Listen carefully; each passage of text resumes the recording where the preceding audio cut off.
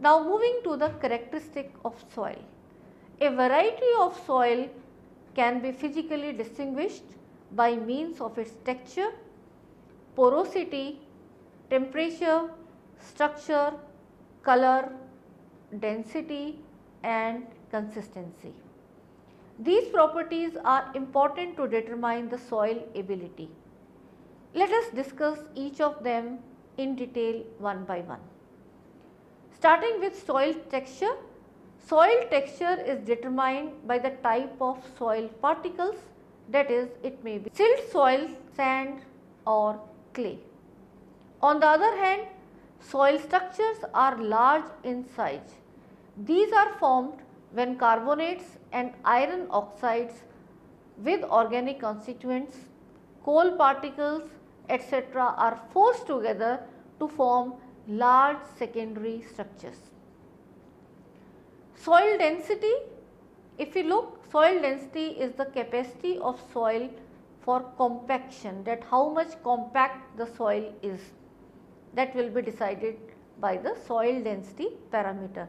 Soil porosity, it refers to that part of the soil which has gases and water.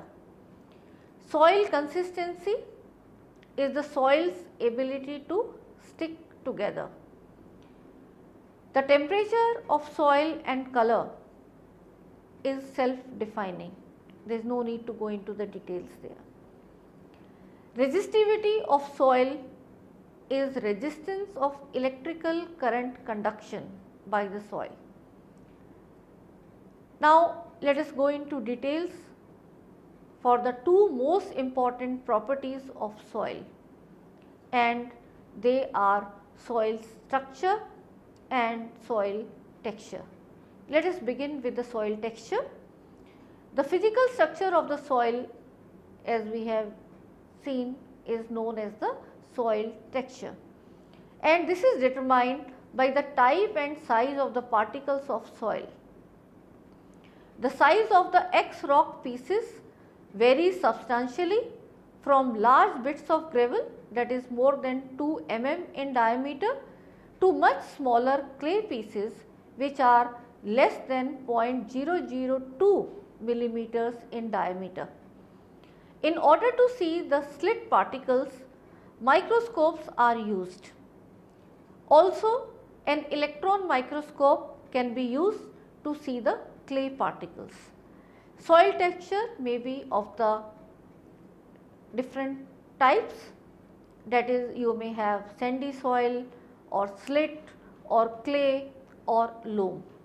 Sandy soils have large sand particles leading to small surface area. Therefore, sand drains easily and it has poor ability to retain moisture and little chemical activity. These soils are poorly aerated and they have very low nutrients. And in India, the sandy soil you must have noticed when you go in the desert area. Silt soils contain silt particles having limited surface area, so little chemical activity, and they have poor air and water movement. Clay soil, if you look at clay soil, they have large surface area because of small size, and therefore they inhibit free circulation of air and water. They are unsuitable for cultivation since they become waterlogged easily. Coming to the loam soils are most suitable for vegetation since they have good aeration properties of large particles. They contain nutrients and have also moisture retaining ability, which is very important for the growth of vegetation. So, rather than being one type or the other, most of the times soil are actually a combination of all these, and depending upon their composition, the textural name further modifies, such as sandy loam, silt loam, etc. So, as you have the combination, you can have the modified names also. After knowing about soil texture, Let us now try to know more about soil structure. Soil structure is determined by the spatial arrangement of the solid soil particles and their associated pore space, which help in nutrient supply ability of the soil. The soil minerals are not isolated from each other, but they form water stable structural aggregates which are known as PED. P-E-D. The structure of the soil depends upon its state, whether the soil is dry or wet. For dry soil, the structure is clear, but in wet soil, it becomes massive or cloddy. No cracks are distinguishable and the structure disappears. The structure of soil can be categorized depending upon the colloidal particles present in it and also the interaction of coarser particles. So, all this will be the factors for the structure of soil, and according to this, soil structure can be classified into three broad categories, that is types, classes and grades. So, coming to the types, it can be based on shape and arrangement of PED like platy or prismatic and columnar, angular and subangular, granular and crumb or spheroidal. Coming to classes, this categorization is based on size of PED whose range between upon the above type, that is whether it is of platy type or prismatic or granular and so on, and then this is classified further into very fine or very thin, fine or thin, medium, coarse or thick and very coarse. They are also categorized in terms of grades based on the degree of development or cementation within the PED that results in their strength and stability. So, it can be weak, it can be moderate, it can be strong or it can be structureless.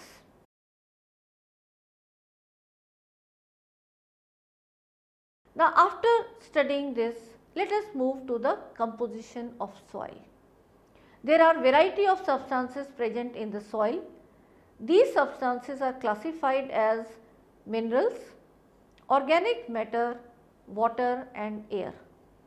In reality, the percentages of the four components vary tremendously, but on a broad basis, the composition is 45% of minerals, 20 to 30% of water, 20 to 30% of air and around 5% of the organic matter, as can be seen from this figure.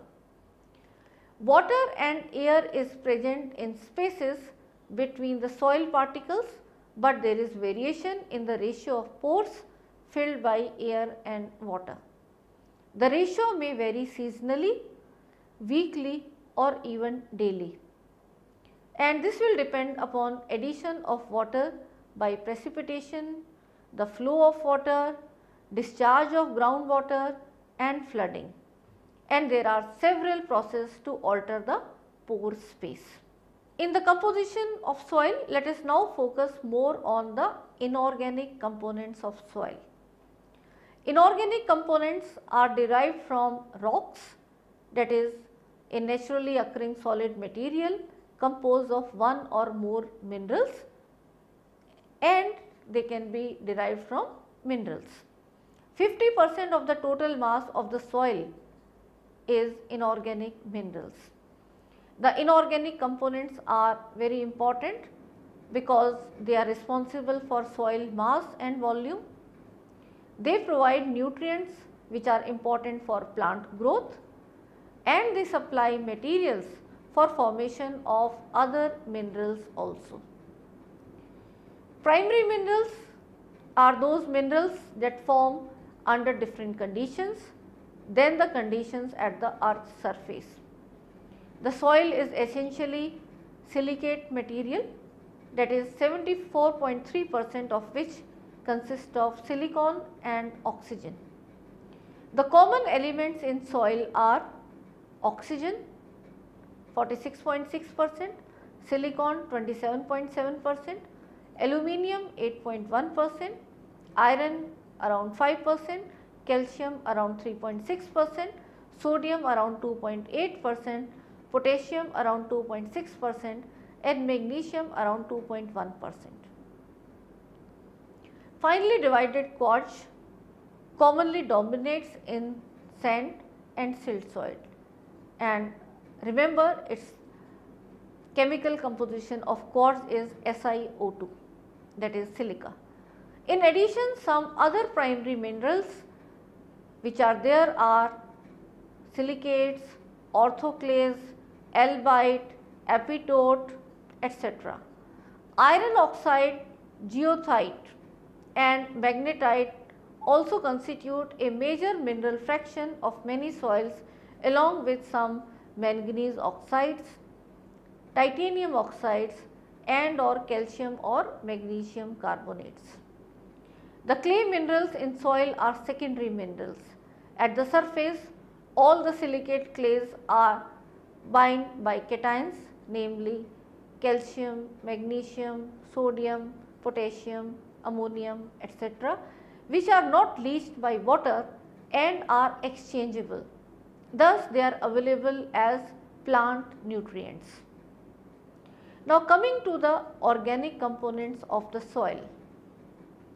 Although the percentage of organic matter in soil is less than 5%, but it largely determines the soil productivity, as it provides food for microorganisms and other nutrients to the plant and help in supply more oxygen to the plant roots. The physical properties of soil are also altered by the chemical reactions such as ion exchange. Decomposition of plant nutrients and animal matter results in building of organics into the soil. Furthermore, the organic components of soil are very important for soil, as they hold the soil particles together and stabilize it and reduce the risk of erosion. It also improves the ability of soil to transfer water. Some organic compounds even contribute to the weathering of the mineral matter. For example, the oxalate ion released from soil fungi present in soil in the form of calcium salt. It accelerates the weathering process and hence dissolves and increases the availability of nutrient ion species. The process can be understood by the reaction as shown here. For example, the oxalate ion released from soil fungi present in soil in the form of calcium salts.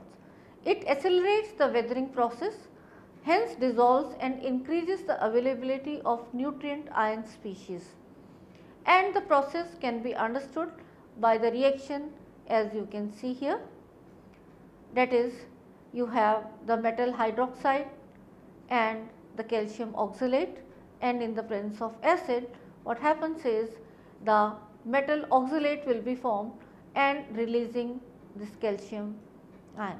So, as a result the weathering happens, it is, and you can see the M here is aluminium or iron. Some of the soil fungi releases citric acid, which then reacts with silicate minerals and produce potassium as well as other nutrient metal ion complex with these minerals.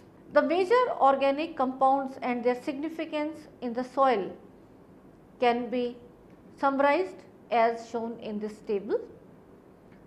You can see here that the compound type, if it is fats, resin or waxes, then the significance is because the lipids, they are extractable by organic solvent, which is the composition can be found out by this, and the significance is that generally only several percent of soil organic matter may adversely affect soil physical properties by repelling water, perhaps phytotoxic.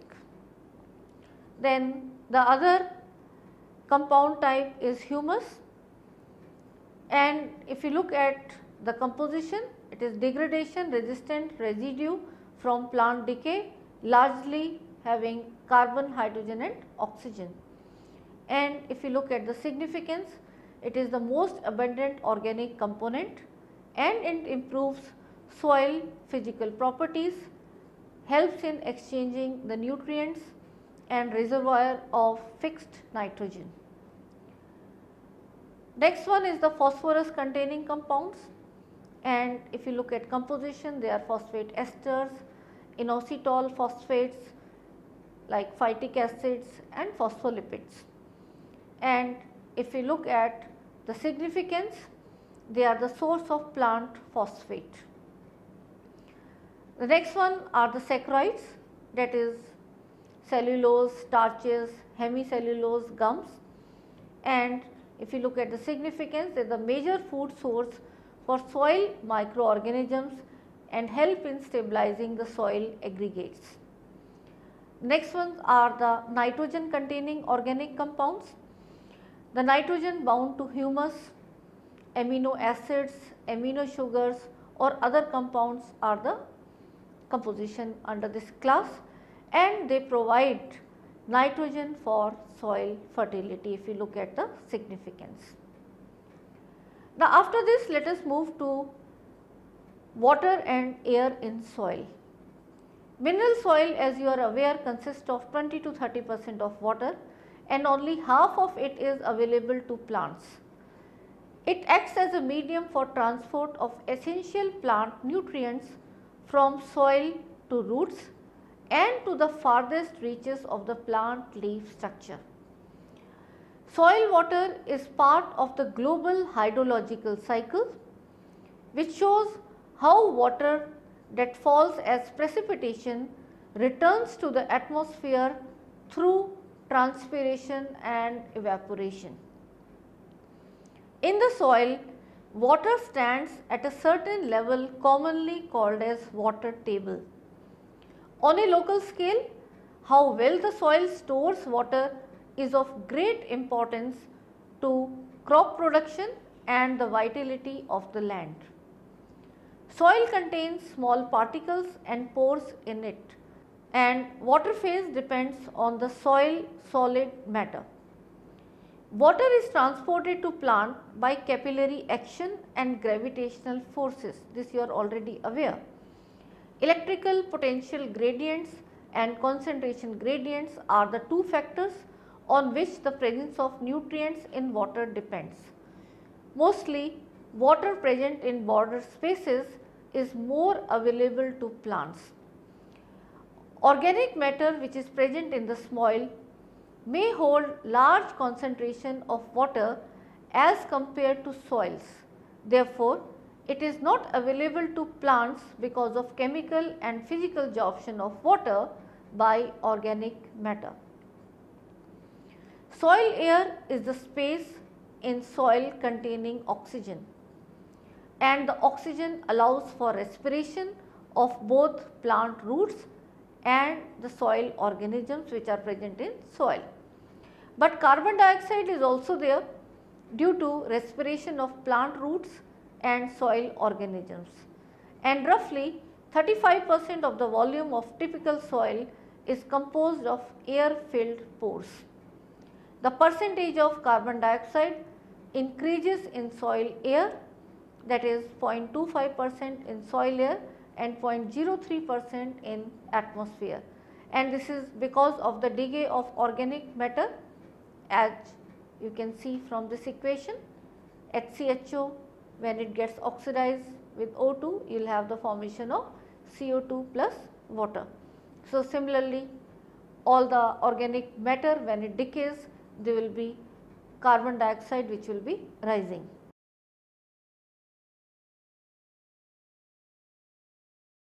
Coming to soil organisms which are also important component in soil, soil organisms usually stay close to the surface.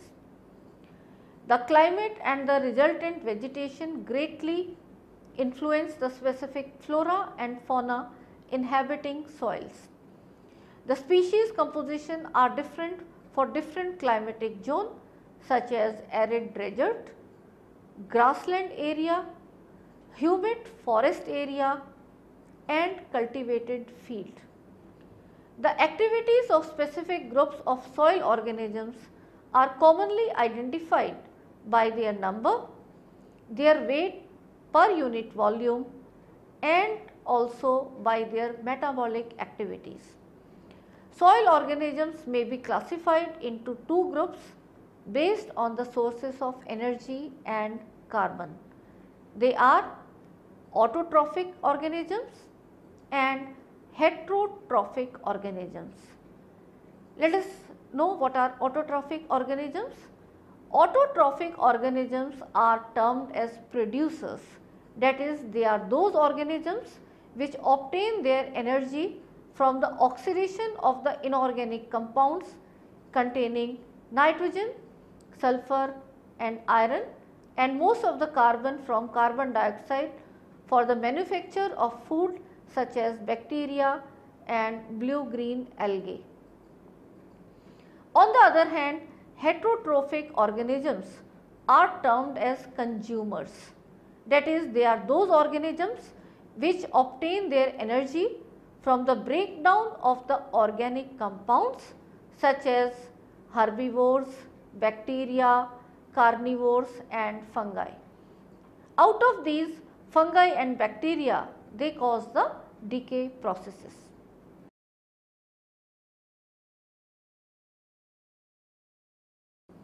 Now moving next to the soil profile. Horizons are chemically as well as physically distinct layers of soil depending upon the formation and constituents of soil. The horizons are of 5 types, namely O, A, E, B and C type. The arrangement of these horizons in a soil is known as soil profile. As you can see in this figure, these soil horizons are differentiated on the basis of visible properties of soil such as soil texture, color, structure and thickness. The order is not fixed for these soil horizons. There are a number of combinations which can occur like AC, OEB, OAB or just O. Some profiles may have all the horizons also. So then it will be named as OAEBCR provided there in this sequence, and some profiles may have multiple variation of one horizon like ABEB. Notice that here the B is repeating. So let us try to find out more about these different types of horizons. So first of all, the O horizon. An O horizon has at least 20% organic matter by mass. There are two conditions for O horizon, that is anaerobic conditions and high production of leaf litter in forest area. Decomposition process is slowed down under anaerobic conditions and it results in the accumulation of organic material. So O horizon is basically having quite a lot of organic matter by mass. Moving to the A horizon. A horizon is a surface or mineral horizon. This horizon is at the top of the surface and is also known as topsoil. Comparing with other mineral horizons such as E, B or C, the topsoil are rich in organic matter and therefore it is dark in color. This horizon contains almost all living organisms and organic material, and this layer is responsible for supplying water, nutrients and other minerals to the plant roots. And this is followed by E horizon. So let us know what is E horizon. E horizon is also known as leaching zone. The E horizon is lighter in color than an associated A horizon or B horizon. The clay content is low at E horizon than B horizon and also has lower clay content than A horizon. As forests are rich in precipitation, therefore forest litter are acidic. Hence, E horizons are common in forested areas. Coming to the B horizon, which is also called as subsoil. B horizon is typically a mineral subsurface horizon and is also called as zone of accumulation. Commonly accumulated materials are clay, soluble salts and iron. Subsoil particles accumulate together to form a hard, dense and impermeable layer that blocks plant root growth and prevent water drainage. Therefore, land use decisions are often more dependent on the nature of subsoil than on topsoil characteristic, that is selection of building sites and the location of roadways, but not crop production. Coming to the sea horizon is also known as weathered parent rock. Parent materials are present in sea horizon. It includes the glacial till or lake sediments that does not cause change in formation of soil. Low intensity processes such as movement of soluble salts or oxidation and reduction of iron may occur. And then we have the last one, which is R horizon. It is also called as bedrock. When a soil has direct contact with bedrock, which are closer to soil surface, then we refer this to the R horizon. And due to management plans, bedrock becomes a variable. Its presence is noted in the soil profile description. So, all these horizons you can clearly notice in this visual, and visually also you can see the difference is there as per the characteristic we have discussed just now.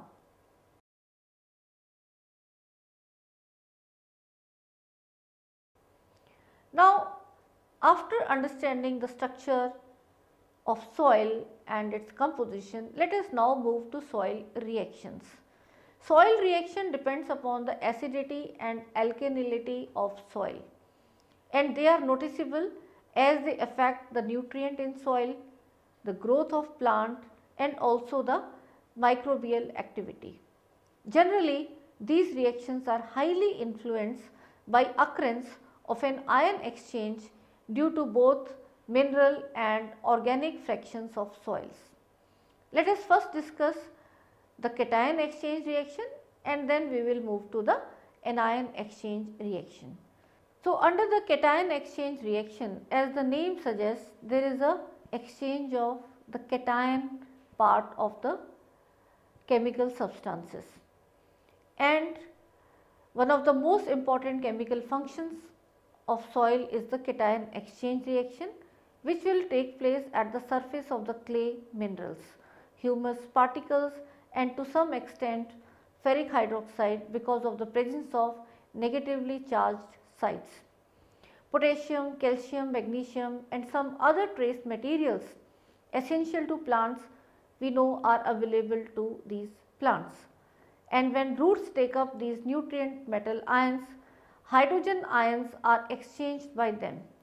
This process can be understood by the reaction as shown here, that is, you can see here soil is joined with calcium or similarly they can be magnesium, and when it reacts with the carbonic acid which is present in water, there will be decrease of pH of the soil. So, you can see the calcium ion is getting replaced with H plus and the Ca2 plus is being exchanged. So, that goes to the root. So, that is how you can see it will be decreasing the pH of the soil because of the release of H plus. Some other cation exchange reactions are reversible, that is, once you have H plus with soil, then as you add CaCO3, the calcium will come with soil and H plus will be reacting with the CO3 and that carbonic acid splits into CO2 plus water. So, in this way the productivity of soil is restored and the soil also becomes acidic. So, that is how there can be reversible reaction. Soil acts as a buffer and it resists the change in pH.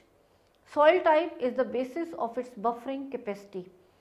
Generally, greater the organic matter and pH of the soil, the greater is the cation exchange capacity, which ultimately increases the fertility of the soil. Generally, organic materials exchange cations due to the presence of carboxylate and other functional group which are basic in nature. Humus has a very high cation exchange capacity, which is abbreviated as CEC. The CEC of sandy soil is lowest, and the values of CEC for soils with more typical levels of organic matter, they are around 10 to 30 milliequivalents per 100 gram. At higher pH value, the metal oxide surface has a net negative charge due to the formation of OH minus on the surface, as you can see in this equation. Now, after this, let us move to anion exchange reaction. Anion exchange reaction also follow the same principle and are reversible, just like the cation exchange reaction. And you can see in this reaction, the nitrate from soil is getting replaced with chloride. So, chloride comes in the soil and nitrate is exchanged. Iron and aluminum hydroxide clays, they undergo exchange of hydroxide ions with other anions.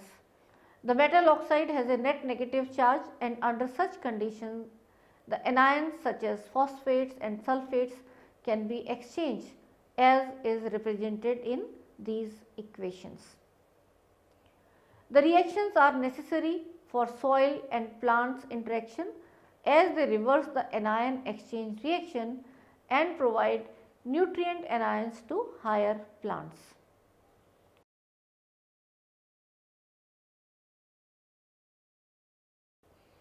So, after this, let us now move to macro and micronutrients in soil.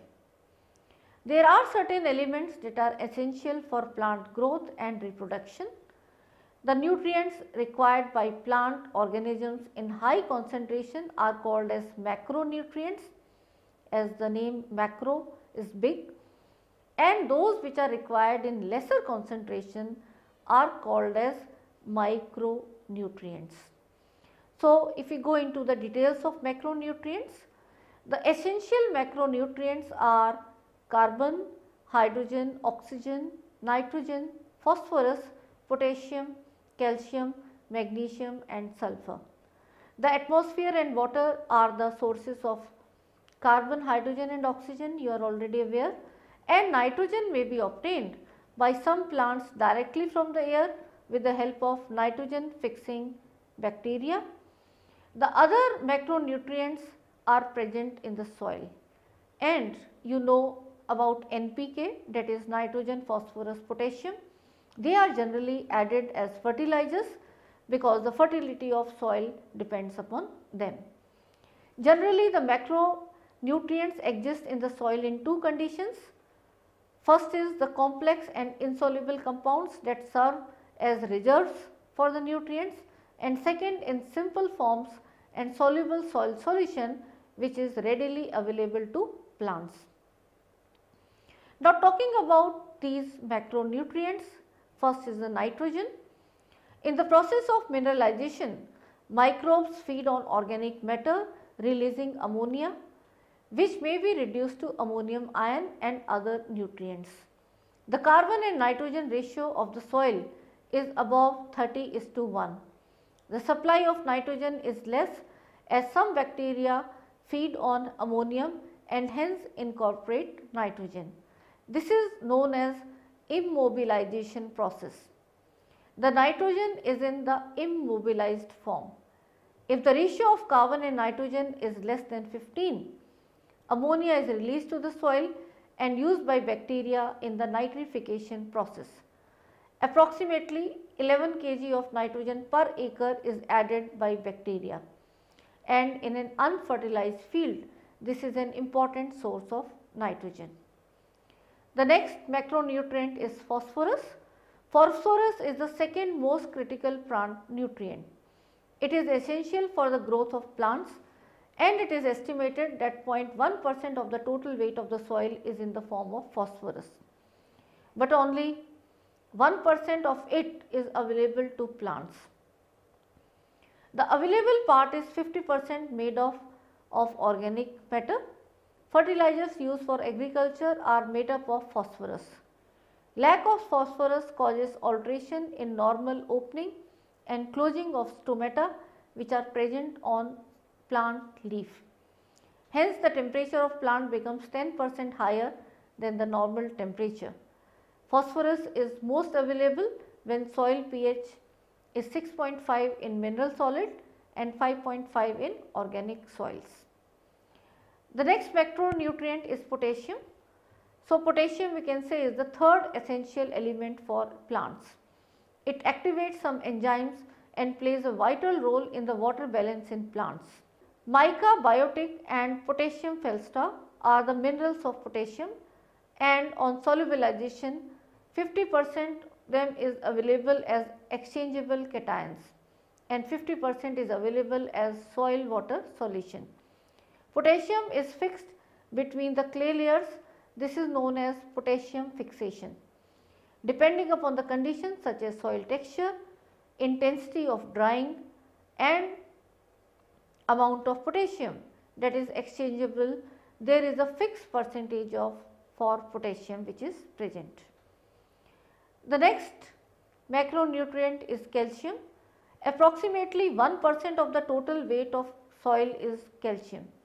The concentration of calcium is very low in sandy and strongly acidic mineral soil. It is made available to the plants in the form of soluble minerals. Calcium deficient soils are treated with lime to provide the necessary supply of calcium to plants. This process is known as liming. The common mineral calcite, that is CaCO3, is more available to soil than potassium, as it is more soluble than potassium bearing minerals. The next one is magnesium. Magnesium is the central atom of chlorophyll, as you know, and it aids in the uptake of phosphorus. Minimum concentration used by plants is not sufficient for forage animals. Black mica mineral biotite is mineral of magnesium and is present in some soils. Coming to another macronutrient is sulfur. Deficiency of sulfur may exist in some soil, and it is estimated that around 19 pounds of sulfur is consumed by a 15-ton onions crops. The concentration of sulfur depends upon the depth of the soil. Moving next to the micronutrients. As the name suggests, and we have already seen, they are required in minute quantities. Micronutrients are essential nutrient for plant growths. Due to importance of iron, manganese, zinc, copper, boron, chlorine, molybdenum, aluminium, bromine, iodine and vanadium for plant growth. Sodium, silicon, nickel and cobalt are also essential micronutrients for some plants. The requirement of micronutrients are small, but they are very essential for the plant growth.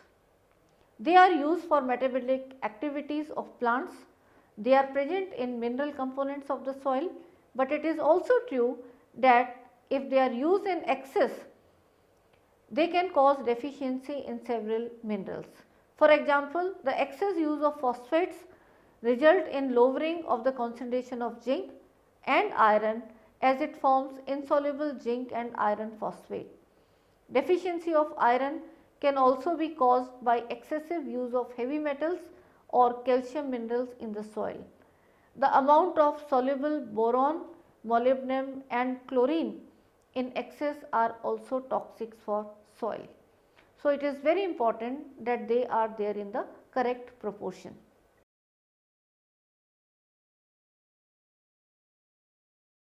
Let us now summarize what we have learnt in this module. We have learned that soil is considered to be an important part of ecosystem. It acts as a habitat for microorganisms and is a system for recycling for organic waste and nutrients, and is a modifier of atmospheric composition and is a very important medium for plant growth. We have gone through details of soil composition, and to quickly recap, 45% are mineral, 20 to 30% is water, 20 to 30% is air, and 5% is the organic matter. Then we discussed about the soil profile, which is an arrangement of different horizons. O horizon, which is maximum organic matter, A horizon, which is the topsoil, E horizon, which is the leaching zone, B horizon, which is the subsoil, C horizon, which is the weathering zone, and R horizon, which is the bedrock.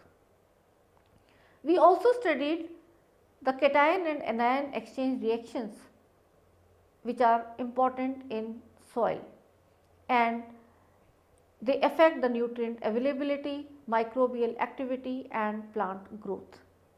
We also studied about some essential macronutrients and micronutrients, and to name the macronutrients, they are hydrogen, carbon, oxygen, nitrogen, phosphorus, potassium, calcium, magnesium, and sulfur. And in micronutrients, they are iron, manganese, zinc, copper, boron, chlorine, molybdenum, aluminium, bromine, cobalt, iodine, and vanadium. So, it will not mean that if it is micronutrient they are not essential, they are also very essential, and both the macro and micronutrients are very essential for the soil and the plant growth. Thank you.